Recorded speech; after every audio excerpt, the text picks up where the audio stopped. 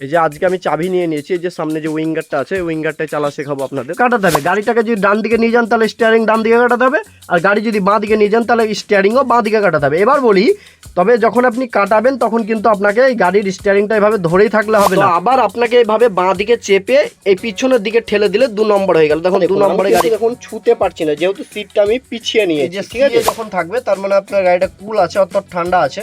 এবং এখানে যে এইচটা আছে দেখতে পাচ্ছেন গাইস, এখানে আপনারা 3টে গাড়ি দেখতে পাচ্ছেন। এই যে একটা গাড়ি, এই একটা গাড়ি এবং আরও একটা গাড়ি দেখাই, এই যে আরও একটা গাড়ি, এই যে গাড়িটা। এই 3টে গাড়ির মধ্যে আপনারা কমেন্ট করুন যে কোন গাড়িটায় চালা শিখলে আপনাদের সব থেকে ভালো চালা শেখা হবে। ঠিক আছে, চলুন দেখালাম 3টে গাড়ি। এই যে এটা হচ্ছে টাটা উইঙ্গার, এটা হচ্ছে মারুতি ভ্যান, এবং এই যে আরেকটা আছে যেটা দেখাচ্ছে এটা হচ্ছে টাটা ম্যাজিক। ঠিক আছে, এই গাড়িটা, এবং আরও একটা আছে এখানে, এই যে এখানে একটা আছে অল্টো 800। হ্যাঁ, তো কোনটাই চালা শিখলে সব থেকে বেস্ট হবে আপনারা অবশ্যই আমাকে কমেন্টে জানাবেন।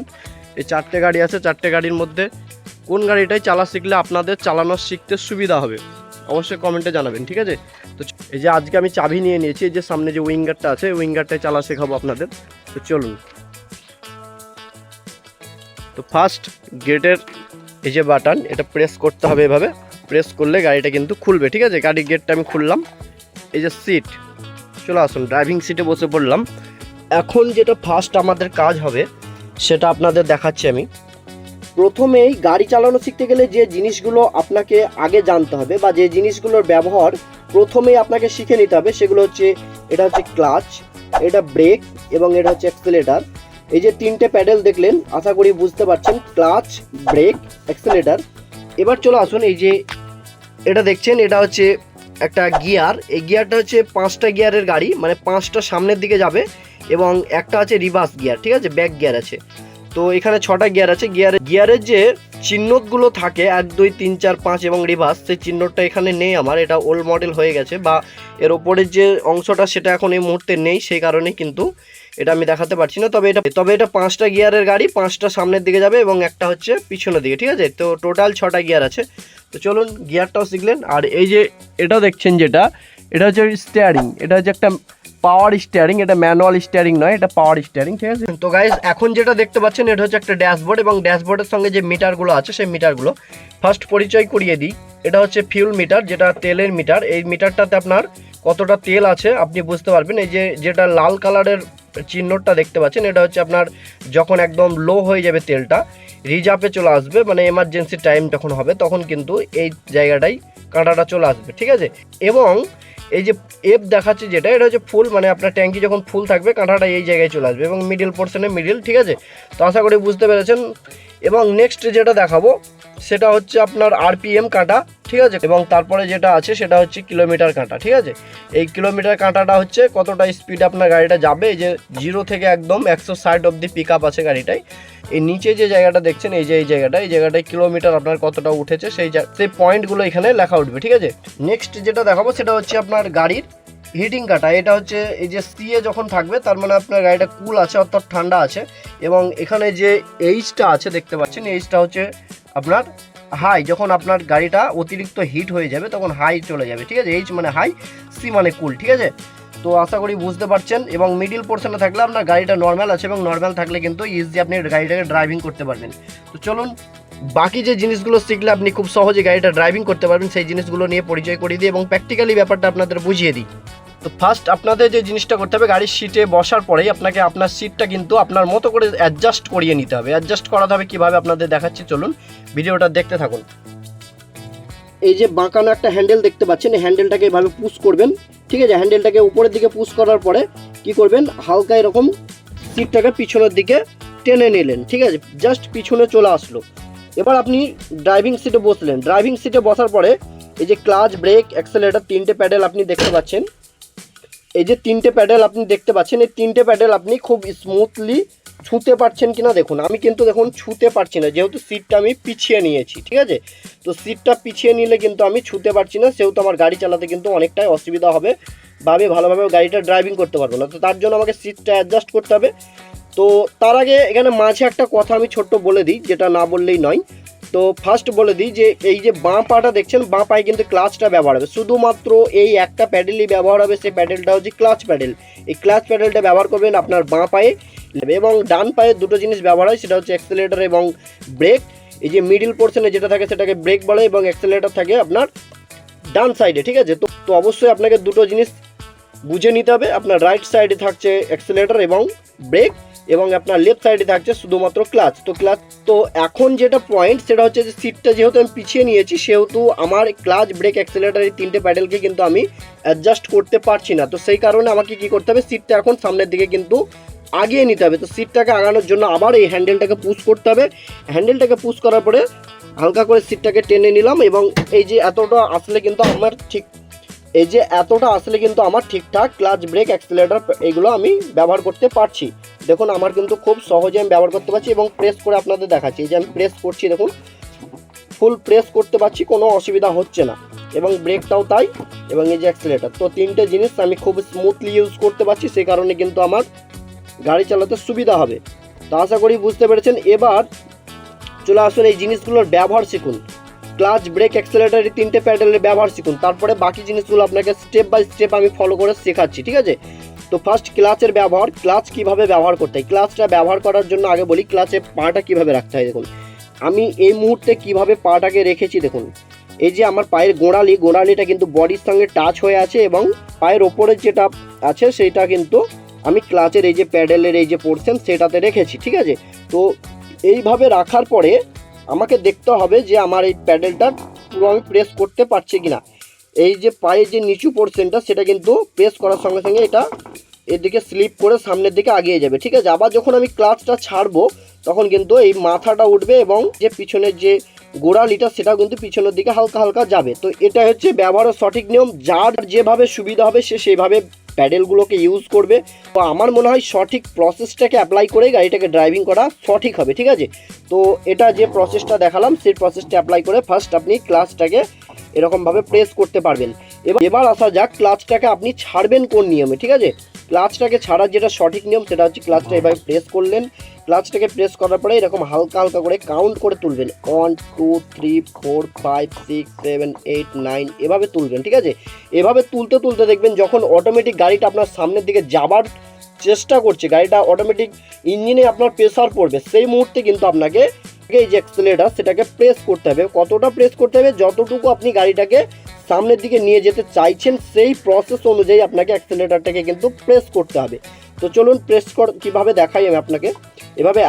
এভাবে ক্লাচটা প্রেস করলেন, ক্লাচটা প্রেস করার পরে এতটা ছাড়লেন, আর এতটা ছাড়ার পরে যখন গাড়িটা সামনের দিকে যেতে চাইছে সেই মুহূর্তে হালকা এরকম এতটা প্রেস করুন। এতটা প্রেস করার পরেই দেখবেন গাড়িটা কিন্তু স্মুথলি যাওয়ার চেষ্টা করবে, ঠিক আছে। তো তার জন্য কিন্তু অবশ্যই আপনাকে গিয়ারটা শিফটিং করতে হবে। তো আপনার যেটা ম্যানুয়াল গিয়ার বা অটো গিয়ার, যে গিয়ারই থাকুক না কেন সেই গিয়ারটাই আপনাকে ব্যবহার করতে হবে। তো ম্যানুয়াল গিয়ার হলে তো ফার্স্ট আপনাকে 1 নম্বর গিয়ারটা ইউজ করতে হবে। 1 নম্বর গিয়ারটাকে ইউজ করার পরে এই প্রসেসটাকে অ্যাপ্লাই করুন, দেখবেন খুব সহজেই গাড়িটা কিন্তু সামনের দিকে যাবে। তো যেটা প্রথম যেটা ধাপ সেটা কিন্তু আপনাদের আমি শেখালাম। নেক্সট যেটা প্রসেস সেটা হচ্ছে ব্রেকটা কীভাবে ব্যবহার করবেন। ব্রেক ব্যবহার করার দুটো প্রসেস রয়েছে, সেটা হচ্ছে ফার্স্ট যখন গাড়িটা সামনের দিকে যাবে তখন ব্রেকটাকে কিভাবে ব্যবহার করবেন আমি বলি। যখন আপনার গাড়িটা সামনের দিকে যাবে তখন কিন্তু ব্রেকটা এভাবে প্রেস করলেই গাড়িটা দাঁড়াবে, তবে কিন্তু গাড়িটার স্পিড যদি থাকে তবেই দাঁড়াবে, ঠিক আছে। অল্প স্পিড যদি থাকে মানে 10-20 এরকম স্পিড যদি থাকে আপনার গাড়ির, তাহলে কিন্তু ব্রেক করার সঙ্গে সঙ্গে কিন্তু ক্লাচটাও আপনাকে করতে হবে, নইলে কিন্তু আপনার গাড়ির স্টার্টটা বন্ধ হয়ে যাবে। এটা বুঝতে পারছেন তো। তো ক্লাচটা শুধুমাত্র যে গিয়ারের জন্য ব্যবহার তা নয়, ক্লাচটাকে আপনাকে এই যে ব্রেক করার সময়ও ব্যবহার করতে হবে, কারণ গাড়িটা নিউট্রাল করার একটা ব্যাপার থাকে। গাড়ির নিউট্রাল সবসময় আপনি গিয়ারে করতে পারবেন না, তার জন্য কিন্তু ক্লাচ প্রেস করলেই গাড়ি আপনার নিউট্রাল অবস্থায় চলে আসবে।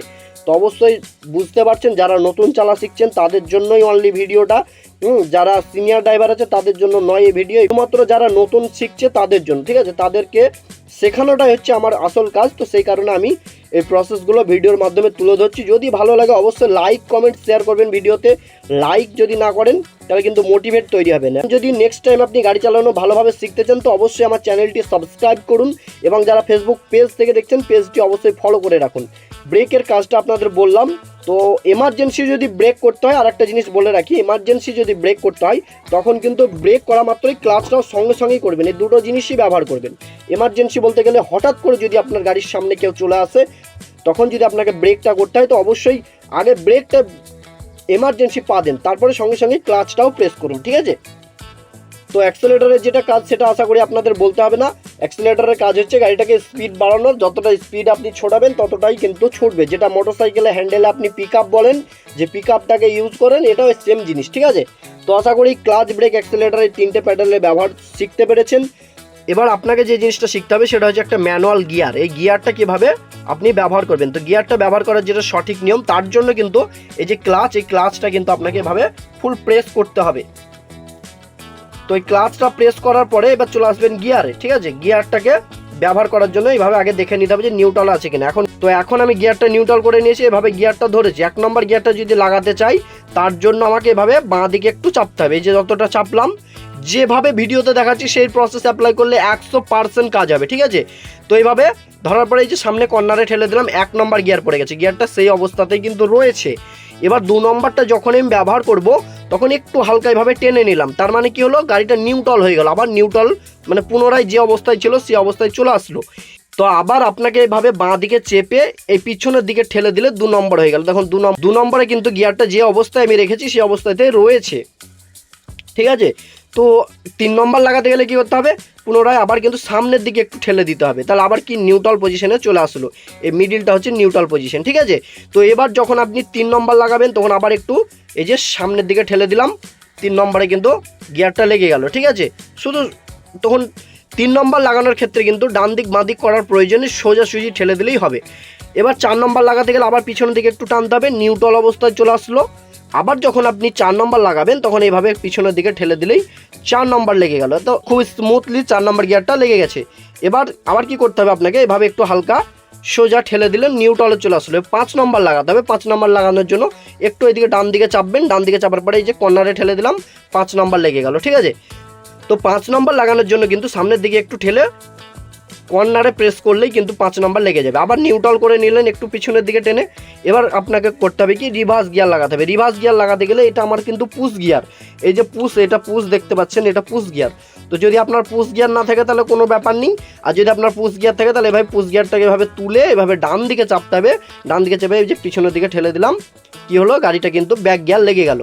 বুঝতে পারছেন, পুশ গিয়ারটা দেওয়া আছে এই কারণে যাতে 4 নম্বর লাগাতে গিয়ে ব্যাক গিয়ারটা না লেগে যায়। তো এই কারণেই কিন্তু পুশ গিয়ারটা দেওয়া থাকে বেশিরভাগ গাড়িতে। এখনকার যেগুলো প্রাইভেট গাড়ি আছে দেখবেন সব গাড়িতেই এরকম ধরনের থাকে। তো এটাও আমার আগেকার মডেলের গাড়ি, তবুও কিন্তু পুশ গিয়ারটা রয়েছে। তো আপনার যদি পুশ গিয়ার না থাকে তাহলে জাস্ট এভাবে ঠেলে এভাবে পিছনের দিকে দিলে লেগে যাবে। আমার যেহেতু পুশ গিয়ার আছে সেহেতু আমাকে এভাবে তুলতে হবে এটা, এবং এদিকে ডান দিকে চেপে পিছনে ঠেলেই আমার কিন্তু ব্যাক গিয়ারটা লেগে যাবে। তো আশা করি গিয়ার প্রসেসটা বুঝে গেছেন। ক্লাচ, ব্রেক, অ্যাক্সেলেটরের ব্যবহার, গিয়ারের ব্যবহার, এই জিনিসগুলো যদি আপনি বুঝে নিতে পারেন তো খুব সহজেই আপনি গাড়ি চালানো শিখতে পারবেন। এবার আপনাদের যেটা শেখাবো সেটা হচ্ছে স্টিয়ারিং কন্ট্রোল। স্টিয়ারিংটা কীভাবে ধরতে হয় আগে শিখুন। এই জায়গায় স্টিয়ারিং ধরতে হবে এবং এই জায়গায় ধরতে হবে, ঠিক আছে। এই যে এই দুটো জায়গা দেখতে পাচ্ছেন, এই যে চিহ্ন করা আছে দেখুন, এই যে একটা জায়গা দেখছেন এবং এই যে এখানে একটা জায়গা দেখছেন। আমার স্টিয়ারিংটাতে এরকম করা আছে, বাকি স্টিয়ারিং আছে কিনা আমি জানি না, তবে স্টিয়ারিং ধরার সঠিক নিয়ম হচ্ছে এই জায়গাটায় দেখেন এইভাবে ধরতে হয়, এই যে এইভাবে ধরতে হবে, ঠিক আছে। এভাবে ধরার জন্য কিন্তু এই জায়গাটা দিয়েছে যাতে শক্ত করে আপনি ধরতে পারেন, এবং এই জায়গাটা তাই স্টিয়ারিং খুব শক্ত করে যদিও ধরতে হয় না। এই যে এটা ডান হাতে এভাবে ধরবেন, ডান হাতে এভাবে ধরার জন্য, আর এটা বাঁ হাতে এভাবে ধরার জন্য, ঠিক আছে। তো এই দুটো জায়গায় স্টিয়ারিংটাকে ধরতে হবে। এবার বলি স্টিয়ারিংয়ের ব্যবহারটা। স্টিয়ারিংয়ের ব্যবহার হচ্ছে আপনি যদি বাঁ দিকে গাড়িটাকে ঘোরান তাহলে আপনার স্টিয়ারিংটা বাঁ দিকেই কাটাতে হবে, আর ডান দিকে যদি ঘোরান তাহলে আপনাকে ডান দিকেই কিন্তু কাটাতে হবে। গাড়িটাকে যদি ডান দিকে নিয়ে যান তাহলে স্টিয়ারিং ডান দিকে কাটাতে হবে, আর গাড়ি যদি বাঁ দিকে নিয়ে যান তাহলে স্টিয়ারিংও বাঁ দিকে কাটাতে হবে। এবার বলি, তবে যখন আপনি কাটাবেন তখন কিন্তু আপনাকে এই গাড়ির স্টিয়ারিংটা এভাবে ধরেই থাকলে হবে না, তাহলে কিন্তু আপনার গাড়ি রাউন্ড দিয়ে ঘুরতে থাকবে, ঠিক আছে। এই প্রবলেমটা করলাম না, আপনি যতটা এদিকে কাটাবেন আবার গাড়িটাকে সোজা করার জন্য সঙ্গে সঙ্গে ততটা এইভাবে ঠেলতে হবে, ঠিক আছে। যদি এই দিকে কাটান তাহলে সোজা করার জন্য আবার এই দিকে ঘোরাতে হবে, এবার যদি এই দিকে কাটান তাহলে সোজা করার জন্য ওই দিকে ঘোরাতে, মানে অপোজিট সাইডে ঘোরাতে হবে। তো আশা করি বুঝতে পারছেন স্টিয়ারিংয়ের ব্যবহারটা। প্র্যাকটিক্যালি আমি যে ভিডিওগুলো স্টিয়ারিং ব্যবহারের সেগুলো তো আমি প্রত্যেক দিনই দিয়ে থাকি। তো আমার চ্যানেলে ভিজিট করলে সেই ভিডিওগুলো দেখলে স্টিয়ারিংয়ের ব্যবহারটা খুব সহজেই বুঝতে পারবেন। যেটা মেন প্রসেস গাড়ি চালানো শিখতে গেলে সেই প্রসেসগুলো অবশ্যই আপনাকে শেখালাম। তো চলুন আজকের ভিডিওটা এখানে শেষ করলাম। সবাই ভালো থাকবেন, সুস্থ থাকবেন এবং সিট বেল্ট অবশ্যই লাগিয়ে গাড়ি চালানো শিখবেন।